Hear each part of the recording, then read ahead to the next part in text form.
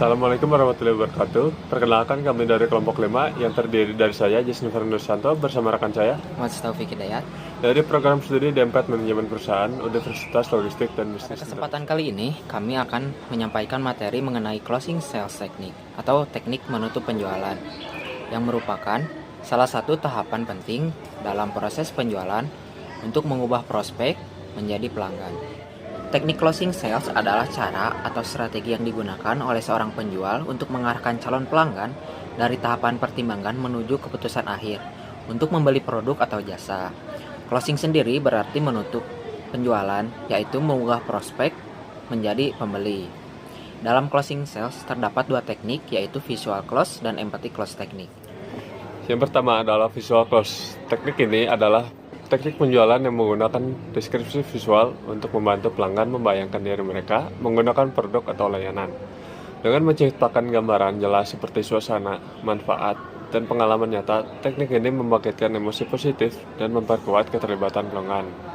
Ketika pelanggan bisa melihat diri mereka menikmati produk tersebut, keinginan untuk membeli menjadi lebih kuat. Teknik ini juga efektif untuk mengurangi keraguan dan mempercepat proses pengambilan keputusan.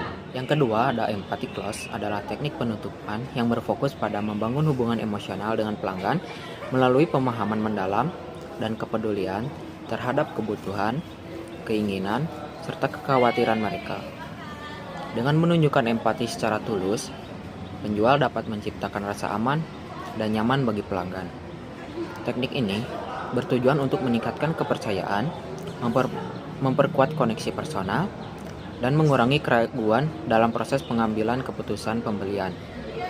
Pelanggan yang merasa lebih dipahami cenderung lebih terbuka, loyal, dan siap mengambil tindakan pembelian. Yang selanjutnya ada perbedaan dan persamaan.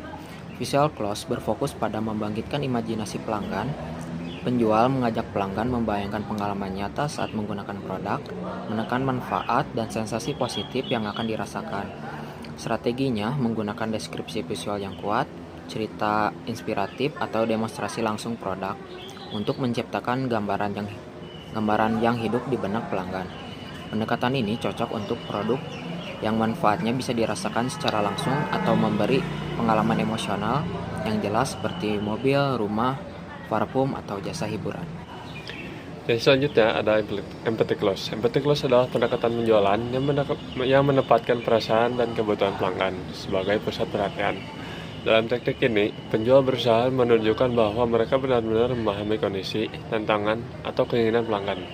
Dengan pendekatan ini, penjual tidak hanya menawarkan produk, tetapi juga menunjukkan kepedulian yang tulus, menciptakan rasa aman, dan membangun hubungan emosional serta kepercayaan jangka panjang. Strategi utama dari empathy close adalah menggunakan empati, mendengarkan secara aktif, dan membangun hubungan yang personal. Ini bukan hanya tentang apa yang dijual atau jasa yang ditawarkan, tetapi bagaimana penjual mampu menjadi teman atau mitra bagi pelanggan. Persamaannya, keduanya menggunakan emosi sebagai kunci utama, baik visual close maupun empathy close, sama-sama bertujuan menyentuh sisi perasaan pelanggan. Bukan sekedar logika. Dengan demikian, mereka dapat membuat pelanggan merasa lebih terhubung dan yakin dalam mengambil keputusan pembelian. Berikut contoh penerapan kedua teknik tersebut. Baik Pak, bayangkan keluarga Anda tinggal di rumah ini. Ketika Anda bangun pagi akan melihat pemandangan yang indah, yang hijau, dan halaman depan yang luas. Cukup menarik. Tapi apakah rumah ini cocok untuk keseharian? Tentu, bayangkan dengan dapur ini menjadi pusat aktivitas keluarga Anda. Dengan desain yang terbuka, anak-anak bisa belajar memasak. Selain itu, lokasi rumah ini juga dekat dengan sekolah, pusat belanja, tempat kerja yang membuat setiap harinya efisien. Saya mulai bisa membayangkan tinggal di sini. Luar biasa, dengan harga ini dan fasilitas yang disediakan, rumah ini bisa menjadi investasi terbaik untuk keluarga Anda.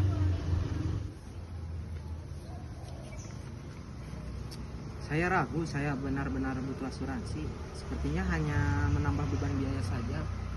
Saya paham, Pak. banyak orang berpikir begitu, terutama saat anggaran terbatas. Ya, saya khawatir ini tidak sepadan. Itu wajar, salah satu klien saya dulu juga merasa begitu, sampai ia harus menghadapi darurat medis. Untungnya ia punya perlindungan asuransi, jadi tidak menguras tabungan dia terlalu banyak. Tapi bagaimana kalau saya tidak pernah mengalami situasi seperti itu?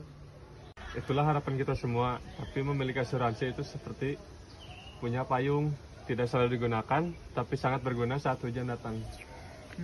Masuk akal juga. Saya bisa bantu menghitung opsi yang paling ringan agar tidak jadi beban. Mau kita coba? Baiklah, kita coba dulu.